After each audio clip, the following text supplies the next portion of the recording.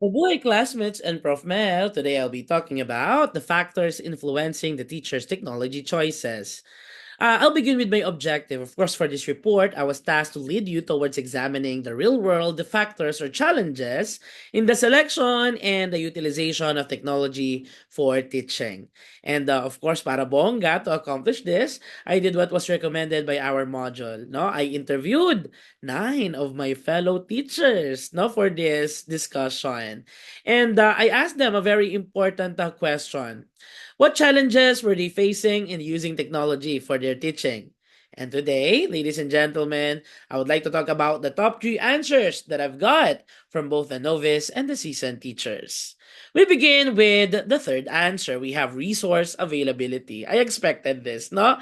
Alam niyo po, sabi po ng marami sa kanila, aside from PowerPoint, they wanted to integrate technology into their instruction, no? Gustong-gusto po nila. Pero ang problema, hindi nila magawa because they experience problems in relation to their resources. Halimbawa, the school's internet access, no? Yung capacity po ng mga gadget po nila, no? And of course, their access to the applications na nagre-require ng premium subscription. Alam niyo po, sabi ng mga novice, they really are very eager to learn. Gustong-gusto nilang matuto.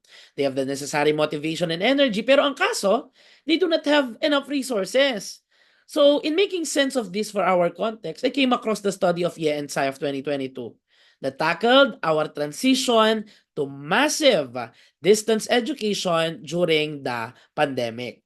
You know what? The authors in here, no, in talking about the barriers, so they classified the barriers into 3 orders. Meron po tayong first order, second order, and third order, no? At focus po tayo dito sa first order. Ito po yung tinawag nila ng mga technological or external barriers, no? And these include the problems, halimbawa, yung lack of devices, poor internet connection, and the insufficient access to technology, no? Na danas po natin, nagpapatunay na yung nabanggit po ng mga kapwa ko guro, hindi lang namin karanasan, kundi karanasan ng marami pang guro, no, sa buong daigdig. Okay? So that's it. Number 3, resource availability.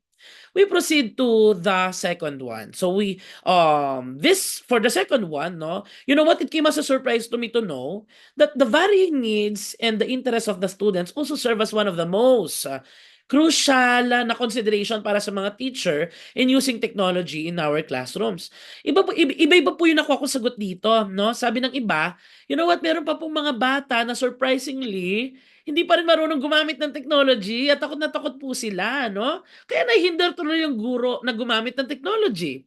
Meron din nagsasabi na these teachers are exerting so much effort into their PowerPoints, no, to create beautiful materials only to see that, look, no, the students are still bored. Kaya ang ending, ito po mga fellow teachers ko, instead of exploring other applications to use, no, because of these varying needs and interests of the students, no, kung minsan, nagre-resort na lang sila dun sa nakasanayan nila na PowerPoint o di kaya naman bumabalik dun sa kanilang typical na chalk and board methods.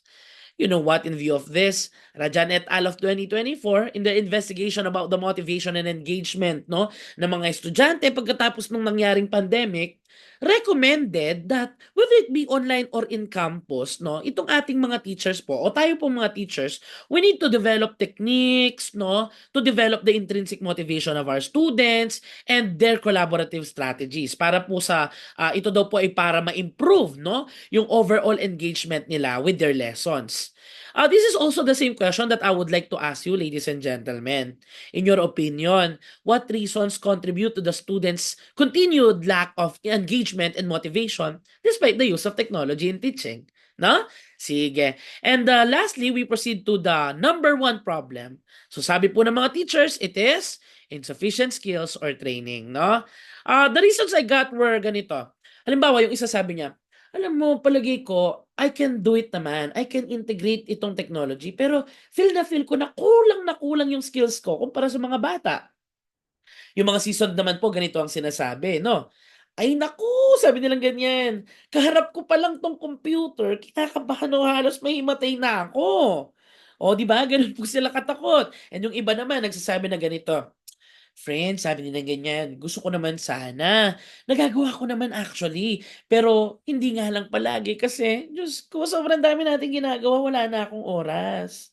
So, Reading our module, actually, alam niyo po, this made sense to me, no? Because as a Westergaard Site Star of 2001, she listed the 5 challenges experienced by the teachers. And you know what? Alam niyo po, no? 4 of these are related to our issue at hand, no?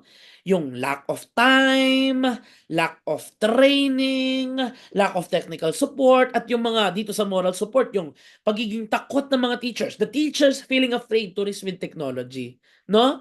So, in view of this one, napaisip po ako, at ito din po yung gusto kong itanong sa inyo, no? What can be done to address the teachers' challenges toward integrating technology into their instruction, no? So I would be very happy po to read your answers later. So to conclude, ladies and gentlemen, these challenges faced by the teachers in integrating media and technology into their teaching practices are, if we observe it, they are multifaceted.